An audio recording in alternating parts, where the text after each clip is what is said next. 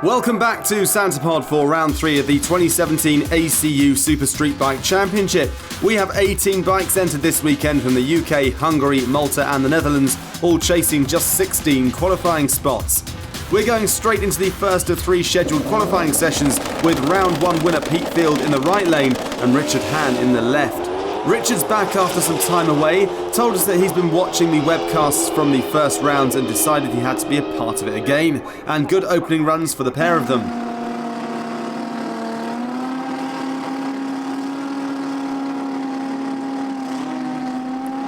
That's Charlie Anasagasti in the right lane, Dave Smith in the left.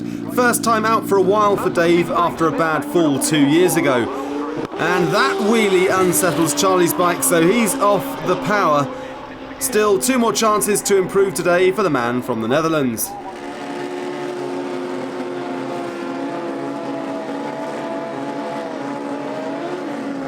Steve Venables in the right lane, Steve Wood in the left lane. Ven has been slowly getting back to his old form over the last few events. What will he do this time? Oh, well, Woody's off the power after a few hundred feet, but Ven's going the right way. A 7:31 at 196 miles per hour. Graham Belchin in the right lane, Alex Hope in the left lane, and clean runs for both riders. And a nice opening, 7:36 for Graham. Rodolfo Maduro right lane and Mark Wells in the left lane. A wheelie from Mark. Wow, a big bang and a huge amount of fluid dropped from the bike. He's all over the place.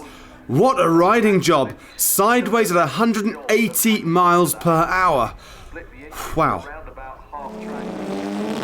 Chris Reed, that's Boyce to his friends in the right lane. Steve Mead in the left lane. Boyce is back after an absence while waiting for replacement gearbox parts, so probably a checkout pass here.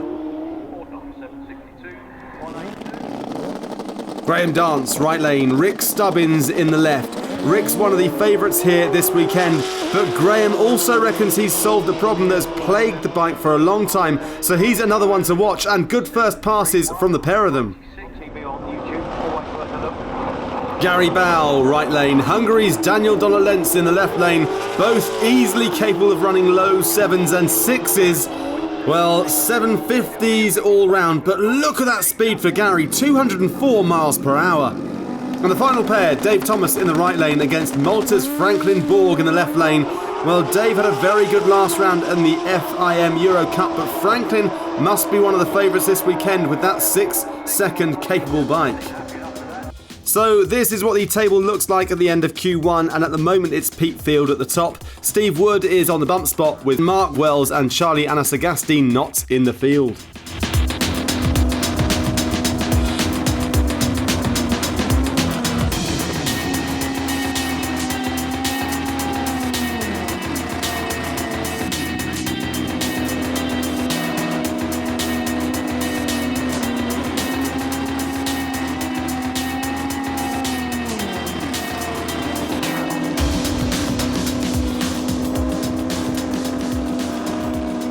So on to Q2, that's Richard Hann burning out on the Mega Shed racing bike up against Graham Belchin.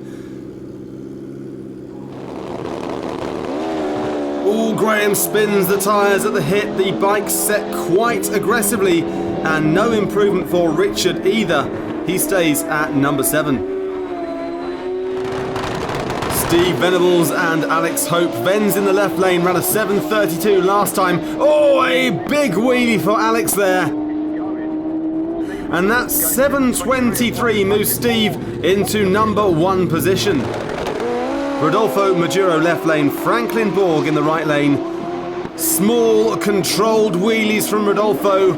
And 7:20s for both riders, but not quite enough for number 1 spot. Pete Field now in the left lane, trying to get that top spot back up against Daniel Donat-Lentz. Daniel drifting towards the centre line, and not quite enough for Pete there. He's in at number 2 spot. Charlie Anasagasti left lane against Steve Mead. Charlie not in the field at the moment, but this is looking better, and that 7:66 puts him in, knocking Steve Wood out at the moment. And the last pair this session, 2 favourites, Gary Bow and Rick Stubbins. but no improvements this time. So here is the table after Q2, with just one more session to go. The limiting factor is the street tyre, but we have suspension on the bike, unlike a lot of the classes. And when you launch, the suspension compresses and pulls the bike into the ground. So that enables us to put the power to it. We run around about between 8 and 12 psi in the back tyre, so not really low, but we need a good track to really go quick. The gear changing is really important because you don't want to unload the suspension and you want to keep the power going in. We run a full 5-speed auto gearbox, so we're completely seamless. Most of the higher buses, they run a 1-2 auto, so the first change is automatic, seamless, and after that they use a combination of retard and ignition retard and cut to actually get the gears to actually change. Yeah, the boost controllers really are why we're going as quick as we are, because they're so accurate. You can put in literally half a pound of boost, which is about 5 horsepower. As the class has progressed, the electronics are really important to manage the power. My bike really was designed as a nitrous bike originally, so we don't have room for a charge cooler or an intercooler. So we're down on power compared with a lot of the higher buses. So we use nitrous to cool the charge going in, and also because we run an air clutch and a boost controller, we run the nitrous bottle also powers the clutch and the boost controller, because we don't have enough air in the swing arm to actually make it last all the way down the track. Everybody uses the swing arm really, but sometimes they're not big enough, and now we're using the air for the clutch as well. The clutch takes quite a lot of air because it's constantly recharging. So we just found we were so on the edge that we just take it out of the nitrous bottle and it tops the swing arm up as we go down the track. There are a few other things coming through, but nothing groundbreaking. Like everything with this class, it's how clever you are and how much power you can put through that street tyre on a given day on the track conditions. Amazing under-bike shot here from Graham Belchin, showing just what can happen when these bikes find grip.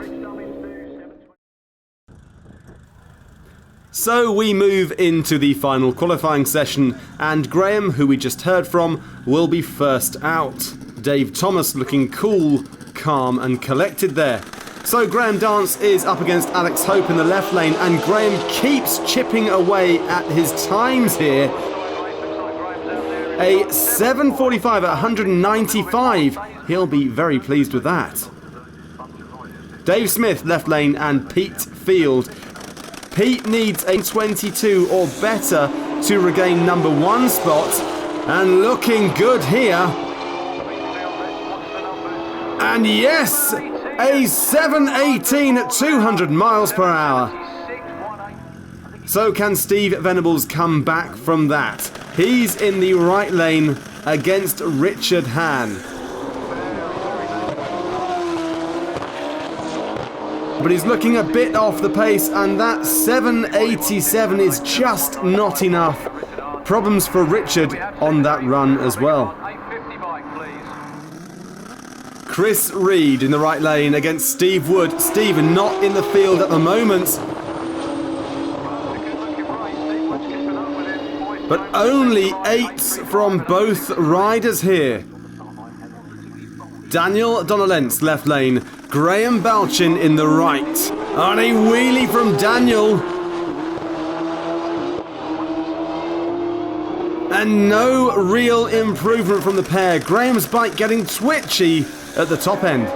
Franklin Borg on the blue bike against Gary Bow. And a big wheelie from Franklin there, but Gary storming to a great 7.18 to take over the number 2 spot. And in slow motion, Franklin's bike actually takes off during that wheelie. Thanks to Blackett Photography for these slow motion shots here.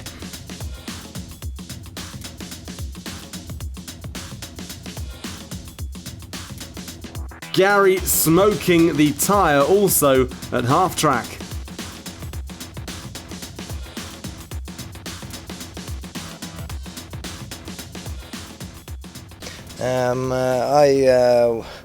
I was in control. I took off the throttle. I had a problem, shifting in the second gear, and that's why the problem occurred.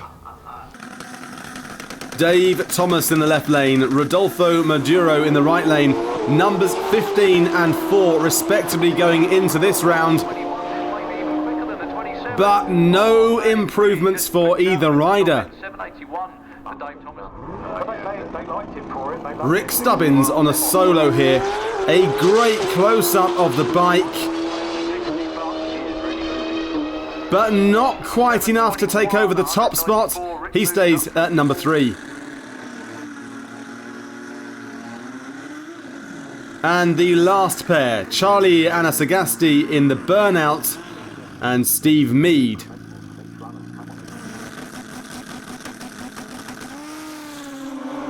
Oh, and another big wheelie there from Charlie. Going very well. I mean, we got a new setup on the bike, and it's the dyno tuned by Rodolfo Maduro. He is the tuner of the bike, but we are getting there bit by bit. We are pushing step by step a little bit more power in it, but it's not easy. I used to race on Curacao. It's an island in Caribbean, and yeah, it's a very nice race over there. They're following us as well, and they follow the super street bike class here in Europe. And they used to run long bikes over there, like the outlaw bikes. But every time we have a little bit of discussion with them, street tire, 68-inch, that's the kind of things. But they like it, they like it. They have respect for us. So this is what the final qualifying table looks like, with Pete Field on top with a 7.182, Gary Bow second, and Rick Stubbins in third. Yeah, we're very pleased with that. I think there's more to come yet. More than anything this weekend, and I think it's the heat. The bikes are not making the power that they were at the last meeting. So, yeah. So how is Dave Smith getting on after his return to the track after injury? This is the 5th pass, and we've knocked the second off the test session, so it's going well. It's going to get a bit harder now. Now the boost's coming back in, it's going to be fine-tuning.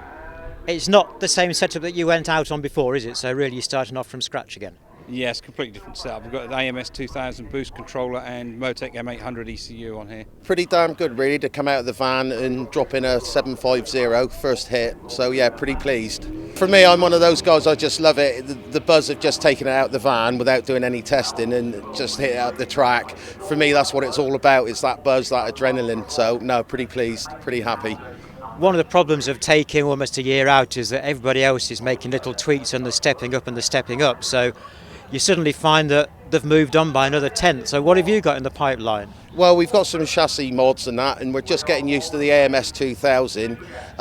Before we couldn't race last season, we had some ideas of where to go. Over the last few months, we've been sort of in the workshop at home looking at it, and we've got some things to implement now, and we're beginning to know how to use the AMS 2000.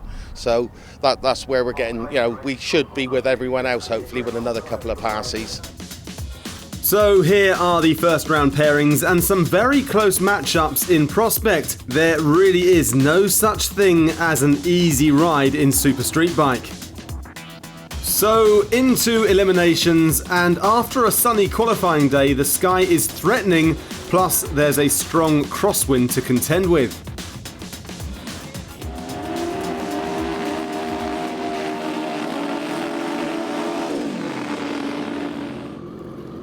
Dave Thomas in the left lane against number 1 qualifier Pete Field.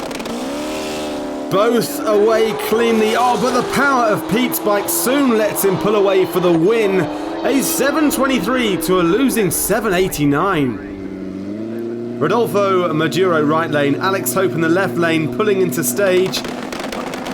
Oh, and Rodolfo rolls through the stage pulling a red light. So Alex takes the win with a 7.53. Rick Stubbins on the Protec Racing bike against Dave Smith.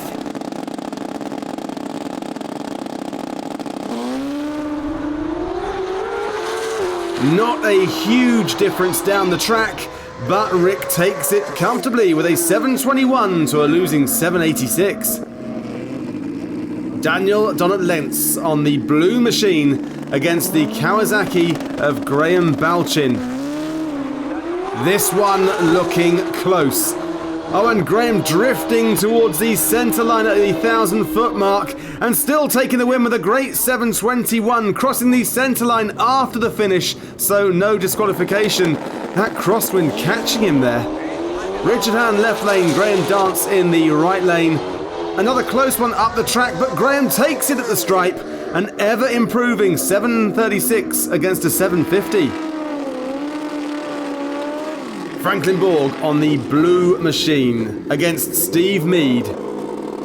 By the numbers, this should be Franklin's race, but he doesn't need another wheelie like yesterday's. Both away cleanly. And he goes on to take the win with a nice 7.18 at 199 miles per hour. Chris Reed in the pink against Gary Bow. Good reaction for Chris on the tree, but Gary pulls past him by mid-track. And just look at that time for Gary, a 7.07 at 204 miles per hour. Steve Venables in the final pairing, and he's against Charlie Anasagasti. Steve's got down to the 7.20s now, Charlie running mid-sevens. Oh, I think Charlie could see he was beaten and comes off the power. Steve's winning time, 7.18. About 1,000-foot mark, the bike started moving left and I was trying to keep it off the blocks. I thought, no, I'm okay. And then as I came to the blocks, the wind got hold of me, shot across the track. Nothing I could do about it. I was trying to correct it as much as I could beforehand, and when it went, I was already doing everything I could anyway. Now there's nothing you can do about it. Originally, this was a 100% test weekend for us to prepare the bike for Germany. So we flew over on Thursday. 6 o'clock in the morning we swapped the engines so we can have a good tune-up on this one. It started okay, but on the test day the track was not the best, so when we tried to push the bike it wouldn't handle it. During the night yesterday we decided to swap the gearbox on this engine. It worked very good. The wheelie yesterday was because of the misshifting in second gear, so like the suspension would just lift, and when you're in gear then it will wheelie. This morning we went 7.18 straight away with the new gearbox, new setting, so yes, we're happy with how things are going. Yeah. Well, next round we've had, I think, 1.70 run, but apart from that you're pretty much there on the pace, so are you feeling confident? Yes, I'm feeling confident. We try for better. So, quarter-final time then, and we've already lost track time due to rain.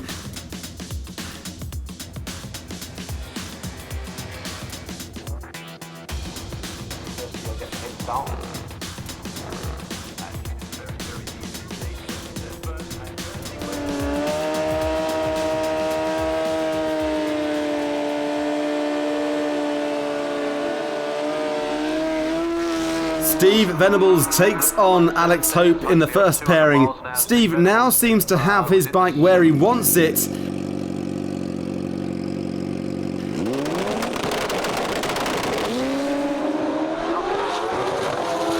Oh, and he leads from the start. How about that? Taking the win, crossing the stripe with a 7.39 to a 7.84.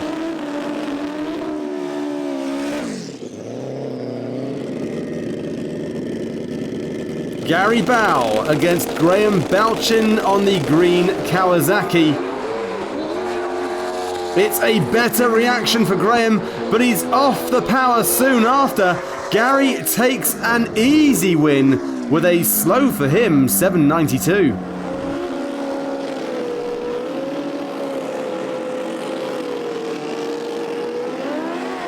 Franklin Borg and Rick Stubbins, not much between these two. Simon, the bike's tuner we heard from a minute ago, guides him into stage.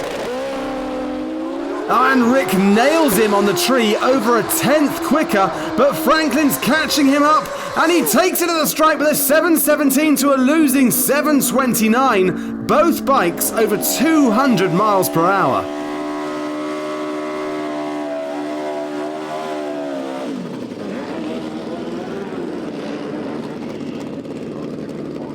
Final quarter-final. Will it be Graham Dance or Pete Field who gets the last place in the semis? This is very close right down the track. And Pete takes it at the stripe to a losing 7.33. Graham must be pleased to have got the bike back to where it should be. Well, after more rain delays and a serious incident on track involving a street eliminator car, it was unfortunately not possible to clean up the racing surface in time to complete the eliminations before the next forecast rain. The championship table now looks like this, with Rick Stubbins at the top of the list. We'll be back for the next round of Super Street Bike here at Santapod in September. We'll see you then.